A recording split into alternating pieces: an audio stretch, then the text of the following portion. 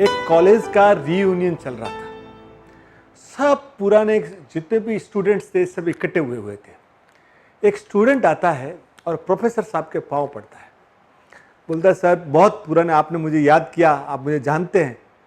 बोले, मुझे याद नहीं आ रहा है। बोले, सर मैं अजय हूँ। अच्छा, बोले बहुत खुशी की बात है।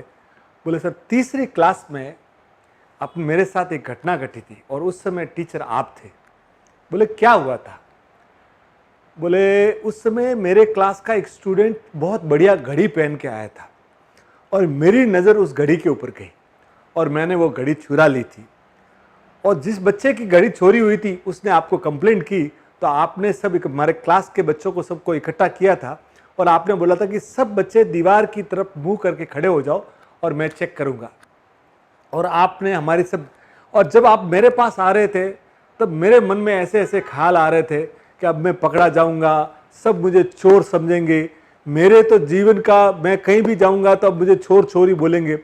आपने मेरे जेब से वो घड़ी ली, उसके बाद भी आपने सब बच्चों के जेब में हाथ डाला और वो घड़ी बाद में आपने उस लड़के को दे दी।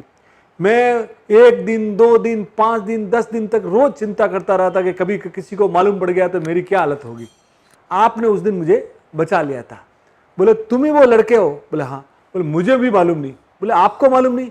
बोले, जब तुम लोगों को मैंने उल्टा खड़ा किया था ना, तो मैंने भी अपनी आंखें बंद कर ली थी। मैं नहीं चाहता था कि कोई भी स्टूडेंट मेरी नज़र में गिल्टी कॉन्शियस हो। तो ये उस दिन की घटना अपने को ये सिखाती है कि आज हम बच्चे जो है हमारे, उनको खाली हम शिक्षा देने नहीं भेज रहे हैं, हम चाहते हैं कि उनकी लाइफ भी बढ़िया हुए। तो हमें छोटी छोटी बातों को नज़रअंदाज करना पड़ेगा। लोगों को उनका सेल्फ रेस्पेक्ट बचावे कैसी, वो अपने को देखना पड़ेगा। तभी ये जाके ये दुनिया जो बनेगी वो खूबसूरत दुनिया तभी बन सकती है जब हम लोगों की गलतियां माफ करना सीखें।